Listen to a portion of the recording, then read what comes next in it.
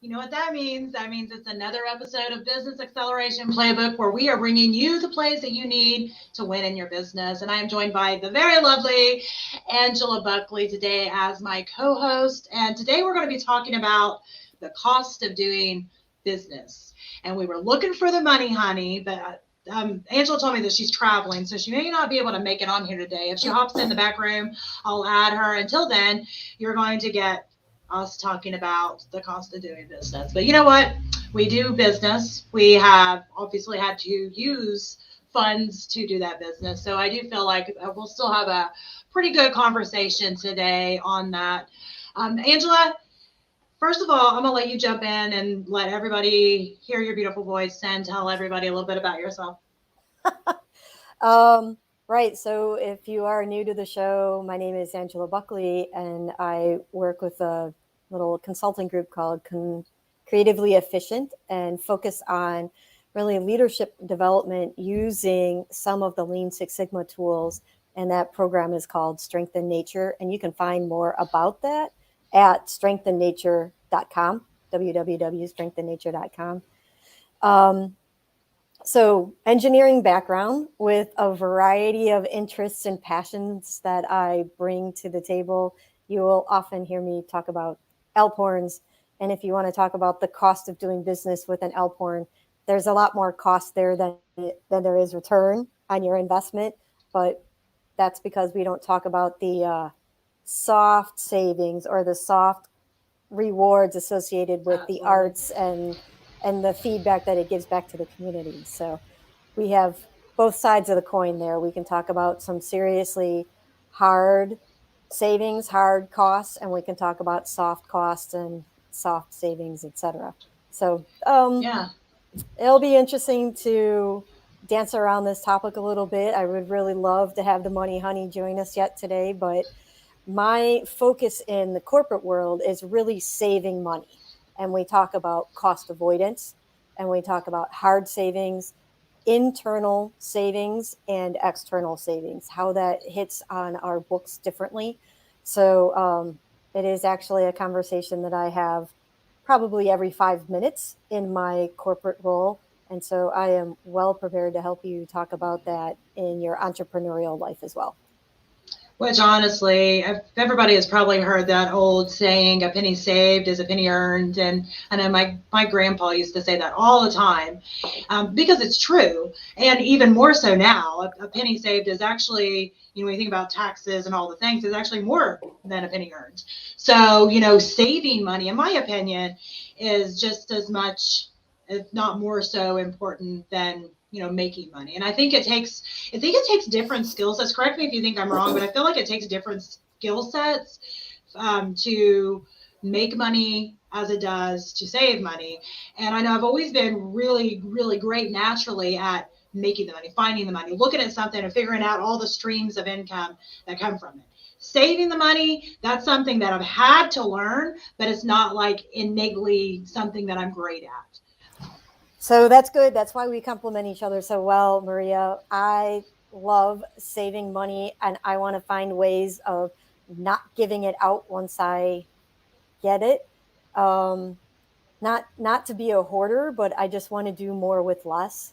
I'm a big fan of that. I think that's really where that creatively efficient name even comes in, is how can you do everything that you have that you want to do without maybe just chasing down more. Like, there's so much that's available if you spend some time thinking about it creatively, spend some time working on it, developing some skills along the way.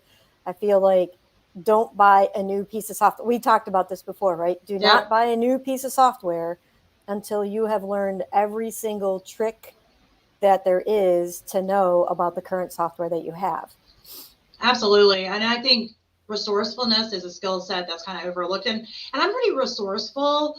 But again, I don't know that was something I was just innately born with. I think it's just been a product of my environment and my upbringing. A lot of people who listen to my shows know I grew up with no money, and early on, like most of us when we're young, we have no money. We're very young as well. So the need to be resourceful and to not spend was something that I had to do because I didn't have it. You can't spend what you don't have. Right. But as far as something that, like, when I kind of think about like my skills, I am resourceful, but that's been because of a need. And I don't know that is the same type of innate skill set that I have as far as like knowing how to, make the dollar. So I do think it's a great topic conversation piece, just discussing, first of all, the skill sets that are necessary to be able to do both of those. Because I think when you look at the title, the cost of doing business, I think, you can take a lot from that. I mean, obviously there is always going to be, no matter what type of business that you do, there's always going to be a cost of doing business. And you could get super deep on that and talk about the mental costs, the physical costs, all of that. But today we're going to be talking about just the financial cost of that. Maybe we'll save the other for another day, because I do think that those are very important topics as well. But, I think a lot of people think that they have to have this huge amount of capital to do business. And I think obviously it depends on the business, if you have to have specific equipment and stuff. But I know for me, one of my more popular classes I've ever taught was called How to Start a Business with No Working Capital. And the reason that I taught that was because I lived it. Again, didn't have any money. So if you don't have any capital, then you're starting a business, then you learn really fast the things to do and not to do to start a business with no capital. And I think that shows me with that, I still get requests for that class now. And that only goes to show me that there's a lot of people out there that wasn't born, as they say, with a silver spoon in their mouth, that want to be able to start a business. And I wish the internet had been what it is today when I was younger, because these kids don't realize how good they have it. You can literally start a business with really barely anything now, and that wasn't the fact whenever I was younger. So we talked about this a little bit when Stacey Price was on, and we talked about using the 5S mindset of organizing your finances, right? And so and I believe that we did get that 5S document into the Facebook page, right? It is. So scroll on over to our group right now if you haven't gotten that document, and take a look and just read through what those 5 S's are. And now understand that this is really an organizational tool that we use, frankly, in manufacturing to make sure that we use our tools, get rid of the things we don't need, organize the things that we do have, clean everything up, and make sure that we put everything back in its place so we can find it again. But the mindset and approach associated with that is something that we can use when we're cleaning up our finances. And today, really what we're focusing on is the hard costs that are associated with doing business. So most of the people that we're really targeting in our audience right now are focusing on soft or service as a business model, online projects, right? So the costs of doing business are going to be the things that you literally have to pay out each month. Yep. And when you get started, to your point, Maria, we don't always have as much money in our pocket as we'd like to have. So we know that it's cheaper to do an annual subscription instead of a monthly subscription, but it is often cheaper in the first 3 to 4 months to do a monthly subscription, with the goal in mind that as soon as you have money coming in, you move to an annual subscription, because you'll end up saving somewhere between 10 and 20% typically on your subscriptions. Absolutely. And don't be afraid to ask the company for a free trial. I've done that. If it's a new product I haven't used, I'm not sure if it's going to be valuable, I will actually call up the company and say, hey, I'm thinking about using this for my business. And they usually ask you a few questions, but they'll give you, even if they don't show that they have a trial, a lot of times they'll give you a trial. And I always say, take them up on that, utilize the trial, and figure out if it's something that you think you're going to use. Because I know, I was going to say all, but maybe not all, but I'd say most of us business owners have wasted money on, all these shiny new, products that come out. We're like, oh, I'll definitely use that. That's going to make my life so much easier. And then we buy it and then it just sits there. And it's really funny. This is terrible. You're going to cringe, especially since you're about saving money. But I figured out when I went to go buy this product that I've had it for like a year and a half. No! I had it for a year and a half. It's just auto billing. Oh, okay. I was like, what the heck? I didn't even realize. And I vaguely, as I sat and thought, I vaguely remembered signing up for a trial. So that's another thing. If they do offer a trial, the whole point of them offering the trial is I'm their ideal customer, right? I'm their ideal customer. Where I try to get the trial, I get super busy. I forget I even done the trial, and it's just auto billing. My accountant gets it, but it's a normal type business expense. So didn't even realize it. So anyway, point is that if you're going to do the trial, and I know, Angela, you mentioned this before, and I actually started doing this, is to put it in your calendar. I don't know why. Some of these simple little things that you don't think about, so somebody says, I was like, oh, simple but brilliant. And I started doing that. Put it in your calendar because you get stuck with it. You get stuck with these bills that you don't, and it's so easy, $5.99, $3.99, and you don't think about it until all of a sudden you're like, I have so many $3.99, $5.99, $1.99, and they all just sort of nickel and dime you. It used to be nickel and dime. Now it's like $1.99, right? Yeah. But even my kid, he told me he wanted a skin for one of his games. Mom, it's $5. $5. Yep. I'm like, okay, $5. Yeah. It took us probably 4 or 5 months to figure out that he wasn't buying a new game because it's not always super clear, right? Yeah, he's using my credit card. He doesn't have a credit card yet. And I'm like, oh, well, maybe Dad said he was allowed to buy something. And so again, it's $5. It's finally, I'm like, I know that I did not authorize $5 every month. And I'm seeing $5 come off and somebody's getting my $5. Where is it going? And again, on a certain level, you say, hey, it's only $5. But at the end of the year, that's $60. Exactly. I could do something with $60, right? That's a new pair of jeans, or at least a half a pair of jeans, depending on what you're buying. So there's something to be done with those $60. That's not some video game that he probably forgot he even had anymore. Absolutely. And I know one of the things that I kind of got lazy about that you bringing that up is actually what made me start doing this again, is I started seeing on my credit card this like $2.99 Apple, $2.99 Apple, and then it was $8.57 Apple, $2.99 Apple, $8.57 Apple. I'm like, what the heck is this? And I do use apps, and the kids have stuff. I even have like a couple of kid gaming things that I approve of that I pay for. But again, it's not super clear. It doesn't say what the app is.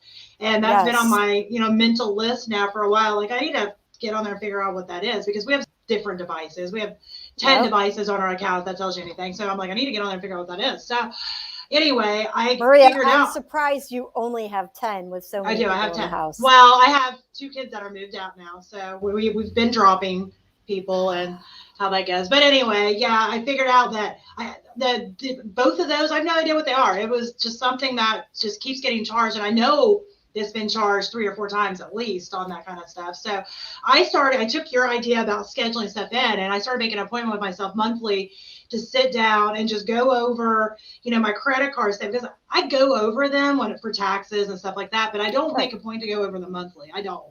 And it really, if I do it on a monthly basis, it should only take me 10 or 15 minutes. But it's just, a lot of times those super simple things are the things we have the hardest time doing, because they seem like, that's only going to take 15 minutes. Like, why would I need to do that, type of thing. But they can save so much. And even though, like you were saying, it's not a lot of money, quote unquote, per month. You look at that in a year or 5 years or 10 years, what could you do with that? Could you invest it? Could you, get something else for your business that, so what could you do with it? So yesterday I listened to a webinar from Susie Orman, the personal finance guru, right? And the entire impact there was $5. Start investing, start saving, start getting it to a point where you can do something with it. And we've been working with my son. So he cuts grass, or he does some little money here, little money there.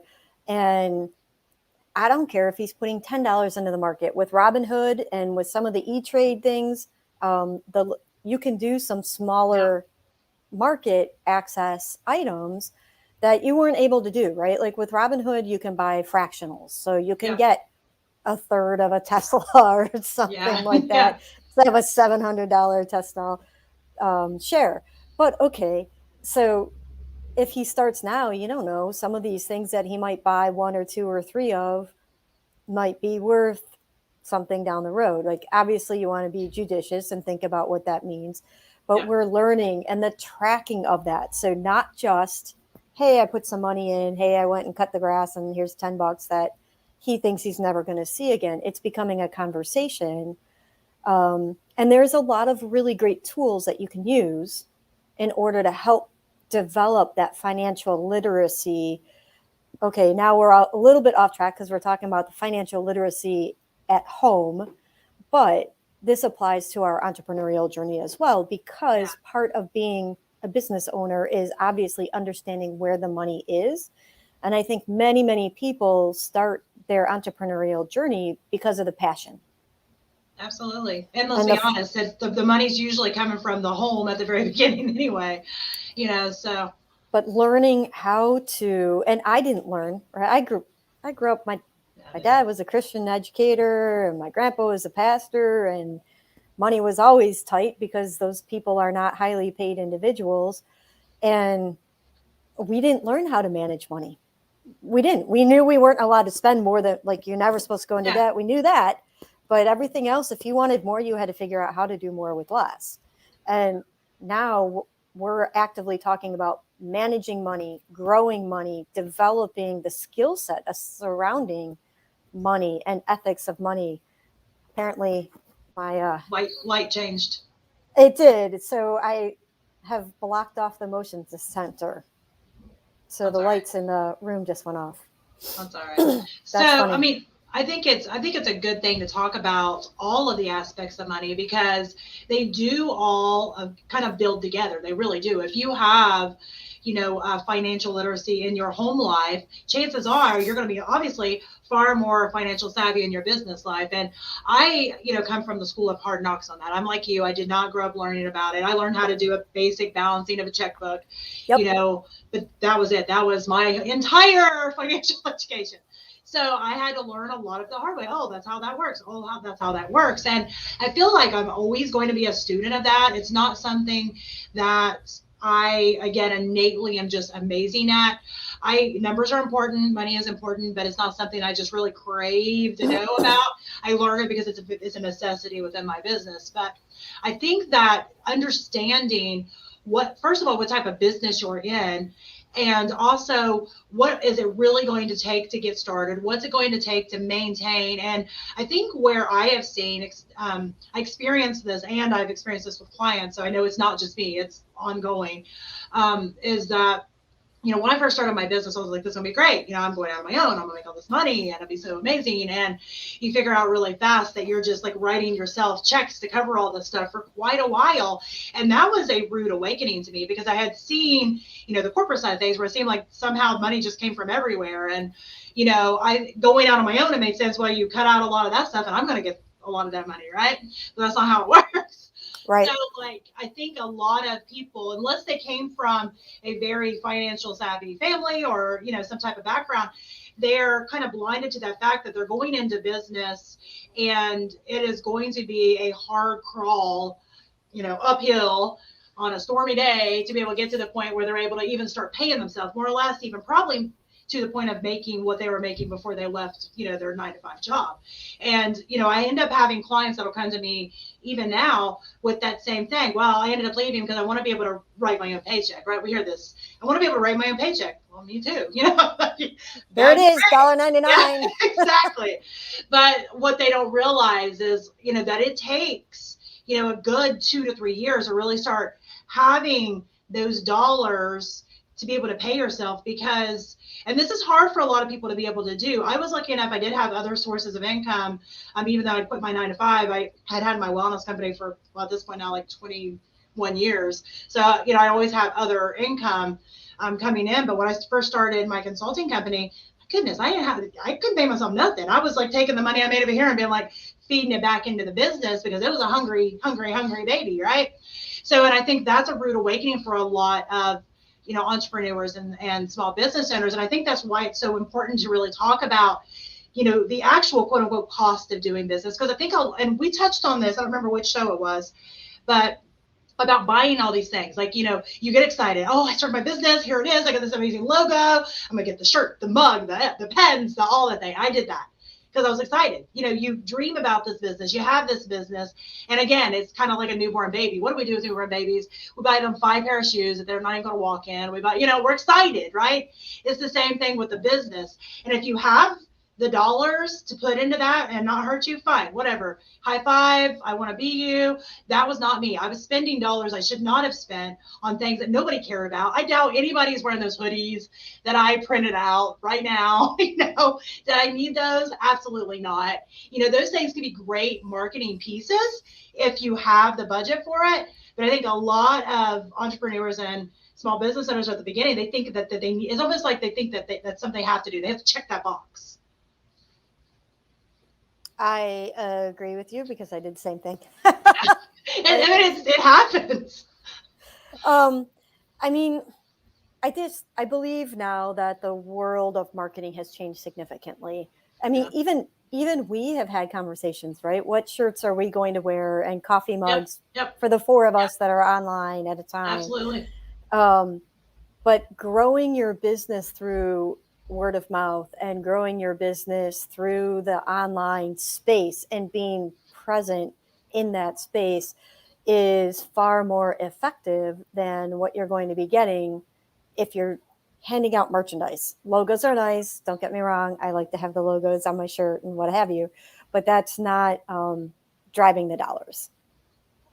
And so I think when we talk about that, the cost of business, I think you have to get down into the nitty gritty and say, what is your business and what is the value that you're putting out there in order to bring that back in? Absolutely. And I know even being in the marketing world, I see clients come to me, and I don't take on every client. And there's a million reasons for that. But one of the reasons I don't take on every client is a lot of them have this idea that marketing is like an ATM machine. It's like, I'm going to put in $500 and I'm going to at least get $500 and probably more back. And that's not how it works. And, that's what one of my jobs is, explaining to people how, because a lot of times, I do it. I know marketing. And sometimes if you spend dollars to push something out, nobody bites. Because there's so many factors that go into it. You're not going to win the algorithm game. I know we've talked about this a little bit. You're not going to win the algorithm game on social media. So social media is a great tool. I don't care what gurus is telling you, take this class, you're going to win the algorithm game. It doesn't matter. 1.5 hours after the class ends, it's changed. I can guarantee you it's just how it works. That doesn't mean you can't do great marketing on social media. It doesn't mean you can't do great things, but you have to sit and think about, what are you spending on it, and can you afford to do so? Because I've seen people plaster Facebook ads all over the place and no conversions from it. They're just throwing money to the wind. Same thing on Google ads, throw money to the wind. Does that mean that Facebook ads are not good? No, Facebook ads can be great if they're done correctly, right timing, all those things. Google ads, same thing. But I think a lot of times they see that and they're like, oh, okay, well, if I boost this, for X amount of dollars, then I'm going to get so much, because, they see the little thing, oh, it's going to reach, 1,200 to 1,500 people, or whatever the case may be. And, you're seeing dollar signs, but you have to think about how is this going to convert? And I think talking about conversion rates is something that we talk about a lot in marketing, but really that also goes back to what we're talking about today, which is the cost of doing business, right? How are you converting whatever you're doing, doesn't matter what it is, how is that going to convert into dollars into the business? And, whatever money you're pushing out, if it's not for a basic need, the electric, the phone, the roof, whatever the things you need for your business, if it's not a basic need, then you want to make sure that whatever dollars you're going to push out, that there is going to be, at least a chance of a conversion. And it's almost, I hate to use this analogy, but I'm going to do it anyway. It's almost like with marketing, especially, it's almost like playing the lottery a little bit. It's like you don't want to, risk what you can't afford to lose with ads and stuff like that. They're great, but you don't want to risk what you can't afford to lose. Set aside a little bit of a budget and you really think about what you want to do, but you don't want to sit and, push out all these dollars. I've seen people do it, and trust me, it doesn't work out well. Let's see what Stacy, first of all, Stacy says she loves the show, but that's because we love you, Stacy. But thank you, Stacy.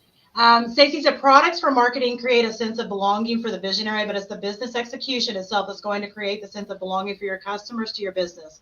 That's how you profit. Absolutely. And I think that's where people get confused. They get confused because again, they're pushing the money out and then they stand there, right? They're just waiting. They're like, oh, it's just gonna start coming in now. Oh, I can feel it, right? They're just waiting.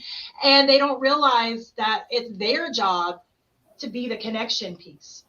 How did you connect? What was the connection? So I think that's why, when we're talking about, the cost of marketing is one of those things that, lots of dollars get spent on. And I'm in marketing. I'm not saying don't market, but I am saying don't throw money to the wind expecting that it's an ATM machine that you're just going to get the dollars back. And I think that's personally, I see a lot of people waste dollars on that. It needs to be done, in a certain way. It needs to be done carefully, just like with any money that you're spending. It works like the stock market, honestly. It really does. So let's talk a little more specifically, right? Let's use some business words and talk about key performance indices and key activity indices. And what does that mean? And also leading and lagging indicators, right? So I think these 4 things are data points that we want to talk about. That's not very specific data points. They're categories of data points. So a key performance indicator is something that actively is measuring the success of your business. What is that? How much money is coming in? How much money is going out? Like these are they're very basic, but also very, very necessary. In manufacturing, I'm going to talk about units. I made this many units, right? I have cars running off the line at this rate. That means this many go out the door this week. Every car has 4 wheels. So if I'm an automotive manufacturer, I know that I need to have vehicle people who are selling me tires 4 times the rate that I need for the car that is rolling off the line. Like doing this kind of basic math is really important in order to, first of all, set yourself the goals for the year based on the amount of money that you want to earn. And then where are you? So understanding the cost, the flat out cost of the business means that you also need to flat out understand the metrics of how you're going to measure your business. The Money Honey is really working very much on the Airbnbs, right? So she is going to be measuring things like how many Airbnbs do I own? How much does it cost me to rent or mortgage? How much does it cost me to maintain? How much does it cost to clean in between on average, depending on length of stay? I'm not quite sure that business model exactly. And then how many weekends are booked? How many days are booked? How many weekends are booked? That occupancy rate. Those for her in that business are her KPIs, right? Yeah, key performance indicators of what's going on. And now the cost part of it, she wants to drive down. I want a low mortgage, so I need to pay attention to my interest. I want people to pay more. So where is the market? Can I tick that up $10 this weekend or next weekend, or surge pricing if events are going on? Because I know that people need to pay those numbers. Paying attention to the amount of money going out to the amount of money coming in requires a spreadsheet. And they're not glorious, but a spreadsheet with those numbers that get entered in. The fun part then, depending on whether you have that skill set or not, is to visualize that data by creating charts. And that's my fun part. So I say fun. Like fun part. Maria, and I was Maria's like over there cringing, and Angela's saying, yeah. "Oh my gosh, I love charts." She's like, and then charts. The fun part, after spreadsheets come charts. And I make monotones, so like you've got color on color. They're pretty to look at. I'm not kidding. I actually have a lot of fun with that stuff.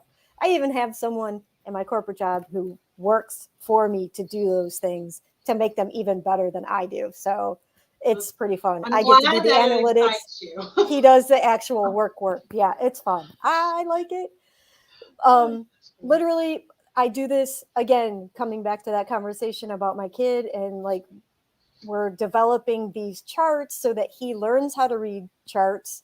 He learns how to read tables so that he can see where his money is going. And we are learning on that investment side so that when he gets into the corporate world, he'll be prepared. I wasn't prepared for these things. I had to learn them the hard way.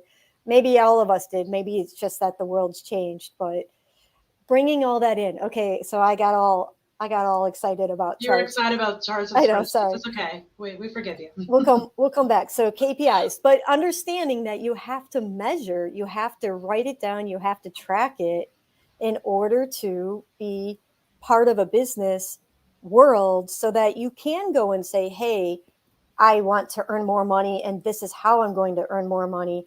I understand that I need to drop my costs down. This is how I can, or where, like what's the opportunity to drop the cost down.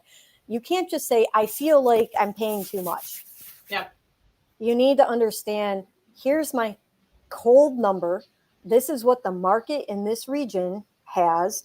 And Maria's market and my market are not the same. And they are significantly different from what Chanel has to offer, right? Like she is in a completely different market. If we were going to all just talk about real estate. Yeah, no, we're not in the same. Absolutely. I think there's an extra zero in a couple of those difference, right? Oh, yeah.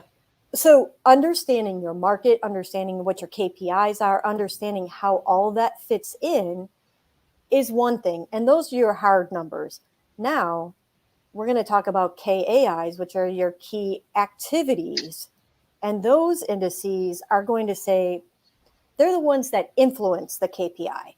How many hours did Angela work on this project?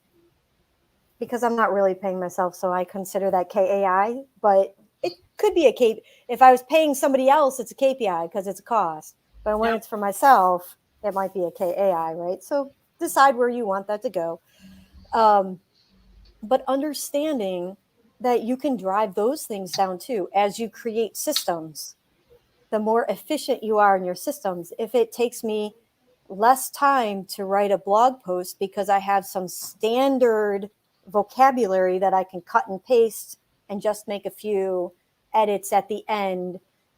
If you want to see this link or see this, or this might interest you over there, I already have those things standardized and written. I can cut and paste, pull them together. Now my blog post takes 45 minutes to write instead of 2 hours. That's a lot of if you're time. paying somebody too. Think about if you're paying somebody to do it.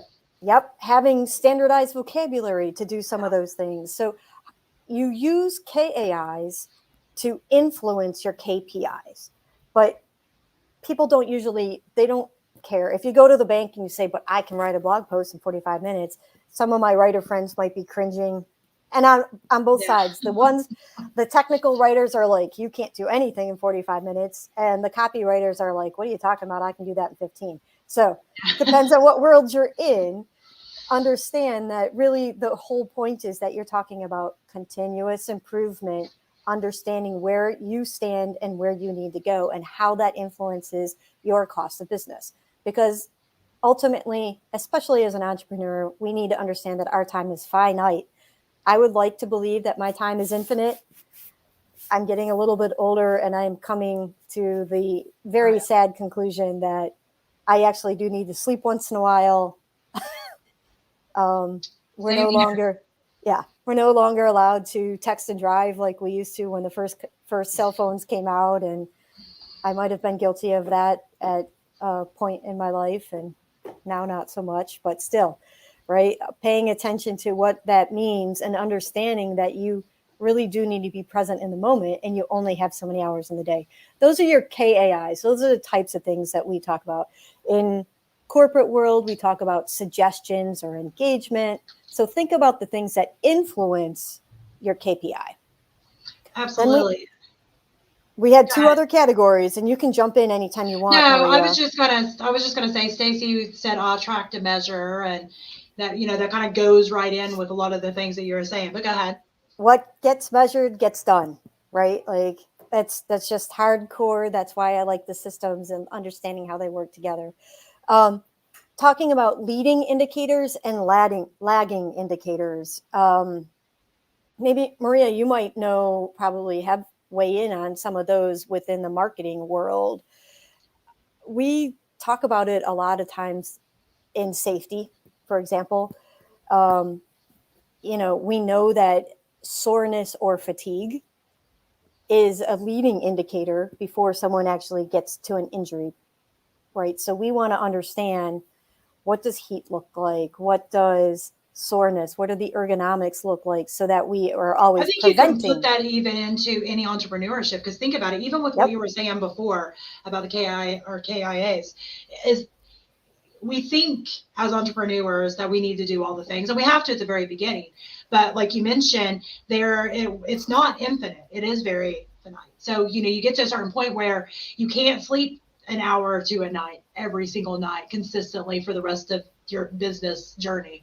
It gets to the point, because if you do, you start to see a lot of things that you were actually saying. So you start to see, maybe it's not like injury, but you start to have health issues, maybe blood pressure issues, hormonal issues, all kinds of things, because, we hear that statement, burning the candle at both ends. And I always jokingly say, I constantly am burning the candle at both ends and somehow figure out how to do it in between. And I get myself to a healthy balance.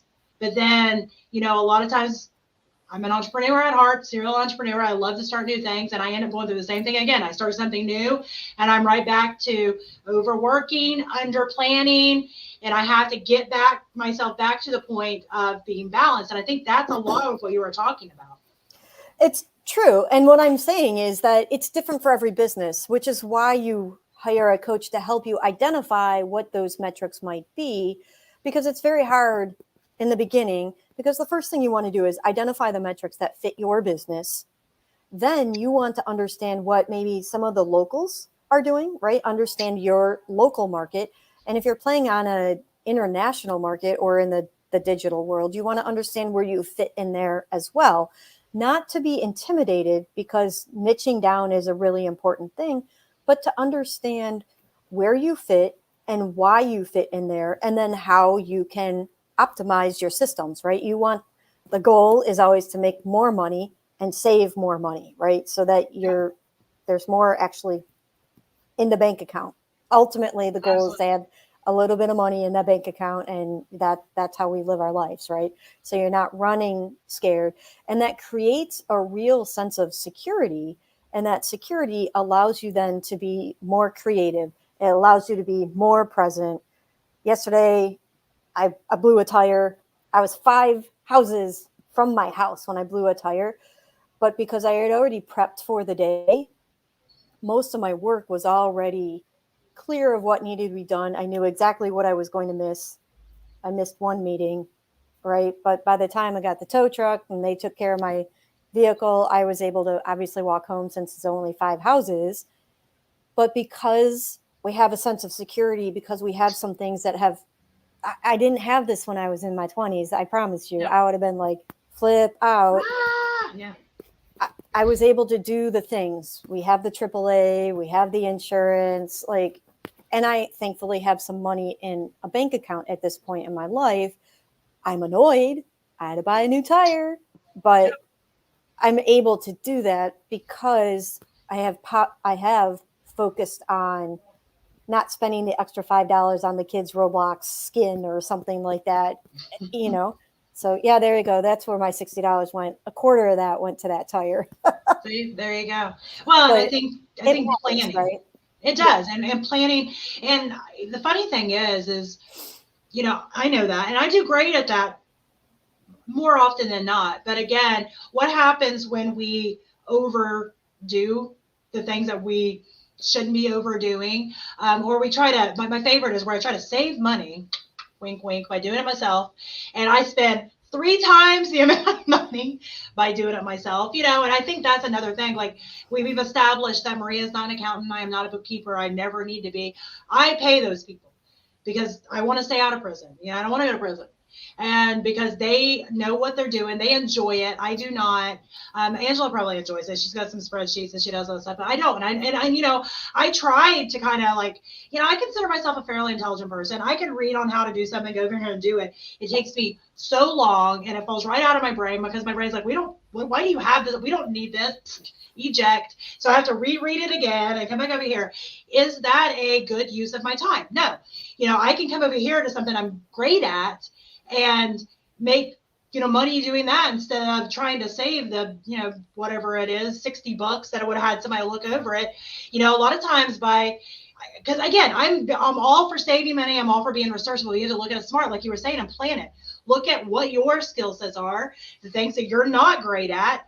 What budget do you need to be able to hire that in? And I think you mentioned a coach, and having a coach is like having a whole nother brain and kind of like the little angel on your shoulder going, no, you're not doing that. You need to go over there and do that. You need to be over here doing this, and I think that's huge.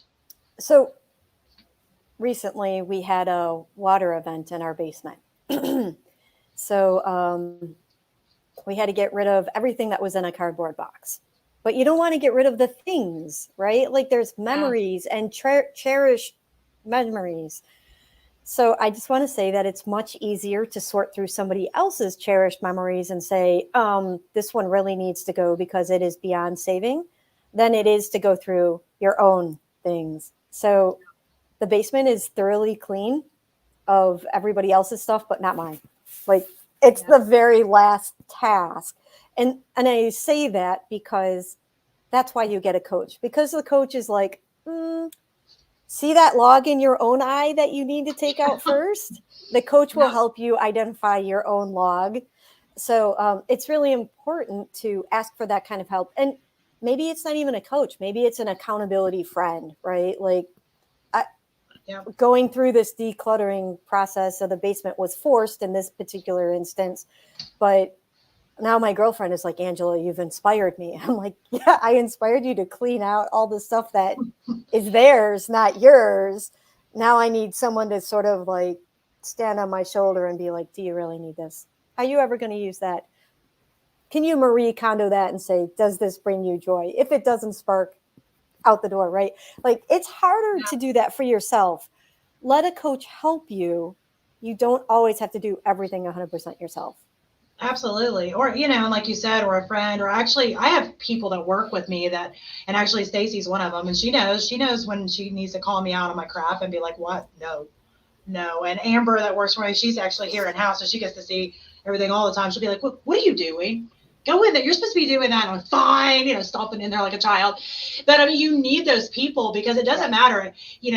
I can coach somebody else. I can look at somebody else's stuff and be like, oh, that looks so clear because it's like, oh, you need to do this, this, this, and that'll turn into this. And I can see it. But with our own stuff, again, it goes back to what you were saying. It's tied to the emotion. It's tied to, I don't feel like it. It's tied to all these other things that we need somebody else to keep us accountable. And that's just how it goes. And that goes right tied into, again, the cost of doing business, because I can tell you firsthand, it costs a lot to not keep your life straight, to not keep your business straight. And even when you know that, we all have our things. And I've mentioned this about 1,000 times that my thing is I'm addicted to being busy. I love it. Like, ooh, that looks fun. I'm going to try that. I'm going to do that for a while. Not realizing I have, businesses and kids and all the things. And I'm looking at my calendar going, oh, okay, well, and then, before you know it, it's like you're not keeping up with my credit card bill, and I'm getting billed stuff from Apple. And luckily it was $2.99 and $8.57 and not something else, but it could be, and I've lost money that way. I wish I could have all the money that I've lost that way, but just by not paying attention and not kind of doing my own due diligence to say, okay, well, it's not that hard. 15 minutes. I look over my credit card statement. Do I want to do it? No. But, even if I save myself, $2.99, I can do something else with that, right? So I think when you're thinking about cost, there is dollars going out, but much to Angela's point, she's the savings like guru. I guess so. It's more, I just named you that. Money Honey, savings guru. That's fine. Take a nickname. There we go. I think it'd be good. I feel like it needs to be something with charts and spreadsheets, but nothing came to my head. I thought about savings guru. We'll think about that. But point is that you're actually going to save yourself. You might spend 10, 15 minutes, once a month looking over it. And maybe luckily you'll be like, oh, no, everything's good. Check. But you could cause yourself so much headache and lose yourself so much money if you don't. And I know most credit card companies, I think the most I've ever seen is like a 90-day, like a 3-month back, that if you find something that's fraudulent, quote unquote, they won't do it if your kid, approved something. But, if it's something fraudulent, because I've had that. I've actually had fraudulent charges on my credit card didn't even notice it forever because I wasn't doing my 15 minutes to look over my account. They'll go back. Most credit card companies will go back, 60 to 90 days, but I've never seen anybody that goes back 90 days. But I had it going on for like a lot longer, and that money's gone. So I did learn that. My credit card was physically stolen off my desk, and not in my current workplace, by the way, just in case anybody happens to know where I am. And it was the day that I was going on, of all things, an Elkhorn retreat. So into the mountains, away from all the people. And when I got back, they tested. First, they did like $1.99 charge. Then there was a $4.67 charge. And then there was like a $200 charge, right? Yeah. So they were testing, but because I was completely out of pocket, I was certainly not checking my credit card. I did not realize it was gone. You don't use credit cards when you're out in the woods. And so it wasn't until I got back that I even realized that it was missing. And then I saw the charges. But I have learned in the conversations with the credit card company that is a common practice, that they individuals who steal physical cards will test it and actually test it over time to see what they can do, to see what their tolerance is before they get caught. So being vigilant does help. I think it's and again, a lot of those things we need to do, like, exercise, even if it's just walking a little bit or drinking enough water, all these things we need to do. For some reason, it could be the hardest things to do because we're busy, all the reasons, right? But I made a commitment to myself. I actually put it in my calendar to do that because it's like annoying. I'm proud of you, Maria. I know. I'm proud of myself too. And I'm going to make myself stick to it. And, I did that, I've done that with other things in the past to make myself do it, but it holds me accountable because my team can see my calendar too. So it's like, it holds me accountable because they're like, oh, did you? I'm like, no, but, I think I know we're getting toward the end of the show here. We got about 9 minutes left, but I think when you sit and think about starting a business, right? Again, like we said earlier, you don't have any money. So you definitely don't want to waste money, right? If you're working 60 hours a week to try to get that client in, to make that little bit of money to put into your business, you don't want it falling out the other end on things that are not necessary. And, I think a lot of times we get tired. we're tired and we don't, want to spend the time to take that 10 minutes to do something, but we don't sit and think about that to make that money. We've literally sold hours of our life. Literally. So we were talking about leading indicators and lagging indicators, and in business and in life, these matter. And I can add another spreadsheet because I have a personal life spreadsheet that has KAIs and KPIs that you can brainstorm and fit. But again, the leading indicators are things that show what you're doing, how those impact, and it takes time to develop and understand in your business and in your life which ones are the right indicators. So at the beginning, I say track a little bit more than you want to, track quite a few things. And then once you identify where those relationships are, if this one tracks up and that KPI tracks up, then maybe those are related. So you have to be careful and cautious about that. And a lagging indicator, it's too late. Like, for example, when we talk about what's happened in the marketplace, if you're investing in your stocks, it's already happened. By the time you know the numbers, it's already happened. That's lag. You can't affect that, right? So what you really want to understand, if you're measuring something that is going to help you influence your KPI, or if it's simply a reactionary thing. And that's the difference between a leading indicator and a lagging indicator. So for me, on a personal level, I like to track my weight. I know other people don't really like to track weight, but I like to track my weight because of the racing that I do.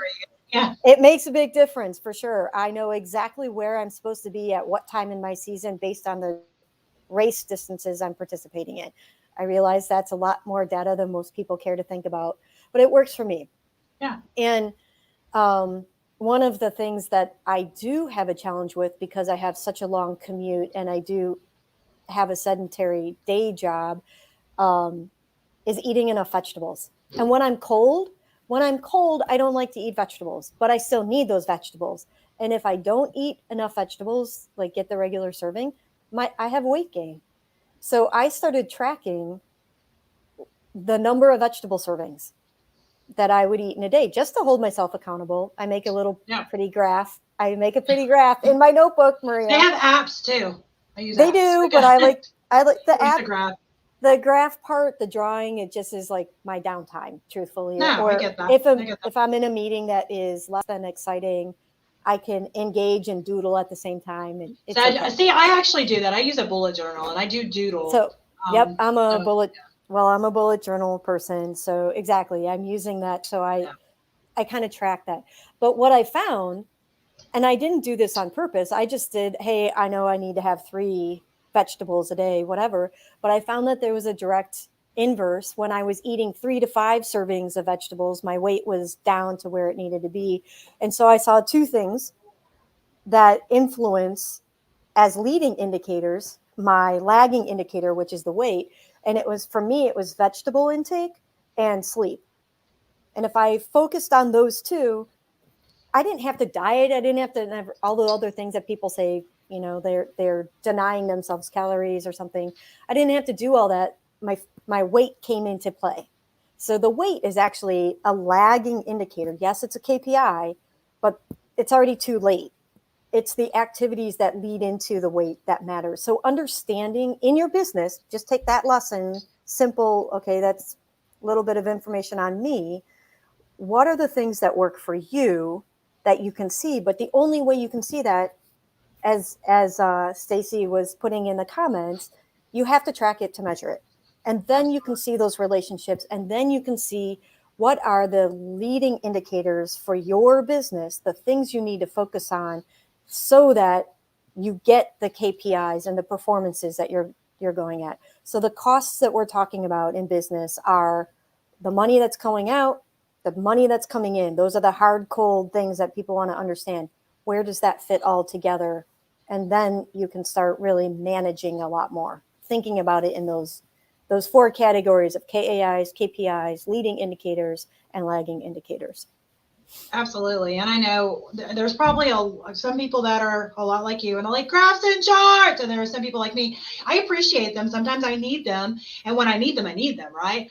But it is not like something that I sit around and think about graphs and charts all the time. So I end up seeing it, like you were saying, after it's lagging a lot of times within my own stuff. I'm like, oh, well, crap. Well, I wasted that. I shouldn't have had to pay that but if I had, done it ahead of time, I wouldn't have had to pay that. So then I beat myself up and I get it straight for the next time.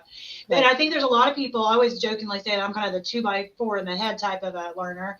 I'm a school of hard knocks type. And I think there's a lot of people out there that are like me. And I just want to tell you, it's not too late. You fall on your face and you're like, oh, crap. Well, I should have tracked that. I should have looked at that. I should have, hired that out instead of trying to half do it myself, whatever the case may be. It's not too late, right? Sit and figure out, where are you at now? Again, always be diligent about analyzing your costs. That's one thing I've got to the point that I am. But again, it's because I've fell on my face so many times. And now I look at it, it's like, oh, okay, well, there's more going out than should be going out. Let me look at why. Then I end up figuring out, oh, yeah, it's because I'm not doing that. It's because I'm not doing that. It's because I'm spending too much time over here instead of over here, or whatever the case may be. And I think if you sit and track, number one, where are you at now? And number two, where do you want to be? And what's the steps to get there? I mean, you can do that with anything. You can do that with your goals for your business. But, today we're talking about cost. So with your dollars, how much money do you have coming into the business today, right now? And where do you need to be? And I think I like to work backwards from that. It's like, okay, well, I know bare minimum with not doing anything extra, I have to be, here. So that's my floor. My floor is not nothing, because I can't have, a business with a 0 floor, right? So where is the floor? And then figure out how to work and make that, and then figure out, this hit my head. I'm ADHD. people probably know. I'm self-diagnosed, but I'm pretty sure that I'm accurate on that. But hit my head. Have you ever read Profit First? I have not. So you mentioned earlier you don't pay yourself, and that's common. Some of my businesses I pay myself, and some of them I do not. But one thing I do is I always set a goal date. Mhm. Sometimes I don't hit my goal date, and I have to make a new goal date. But I always set a goal date. I've had to move it in a couple of them because of things that happen. Let's look at COVID. Let's talk about COVID here. I've had to move my goal date, but part of the Profit First model is the idea that, again, our time is not infinite. And as a business owner, you're guaranteed at the very beginning spreading yourself thinner than you really need to. So that's not something you need to do long term. So you need to really start making a plan and that needs to be part of your cost of doing business, is how to start paying yourself. It doesn't mean that you want to be this CEO on a yacht, and pay your people pennies and you're making all the funds. You don't want to do that. But not every CEO does that. I know that people have that negative connotation. That's the reason I was going ahead and cut that out, to say not that you're going to be that, but pay yourself a reasonable wage. Look at what you're paying your people. And I always look at it and say, okay, well, my goal, my number one, first goal when I start paying myself within one of my businesses is that I pay myself what my people are making, what my bottom level employee is making, because I want to earn my way up to where I'm supposed to be. Now, again, I have other sources of income, so I can do that. Maybe you can't, so it may look a little different, but it's a really, really good book. I found I don't like numbers like you. I've told you all, important, but not my jam. And I still found it super helpful, and it made me understand a lot more about that world. So, if you're somebody out there that is like, oh, numbers, I get numbers, I'm good at this, I don't need that. That's great. That's fine. I'm sure there's people that are bookkeepers and accountants who are like, I don't like that book because of, A, B, C, whatever. My brain doesn't work like that. It made a lot of sense for me, and it made a lot of difference in my business. So if you're somebody that's more like me, where, you're great at balancing a checkbook, but too much more than that, you're like, then that's a great book for helping you understand that side of things. Got it. So you have anything else? We are at 2:01 because I'm Wendy. Nope. I'm going to put this personal balanced scorecard as an example of KAIs and KPIs in your personal life. Awesome. into the Facebook group, so people can see that as an example if they want to see some KAI KPIs. And there's some examples of what I do, and then there's a blank for them to develop their own. And you can take that concept and you can push that out to your business as well, and expand. And if you have any questions, feel free to reach out to me on that, because KAIs, KPIs, leading, lagging indicators, they really, really matter and will help you run your business like a business. Absolutely. I love that. And thank you so much. And if you're watching or listening and you have no idea what Facebook group we're talking about, if you can go to the Business Acceleration Playbook Facebook page, I'll make sure that somebody pops the link to our private group onto the page. That way you can quickly find it. We'd love to have you there. And we will be back again on next Tuesday at 1 p.m. Eastern Time for another episode of Business Acceleration Playbook. And we hope you have a great week. All right. Thank you. Have a good day.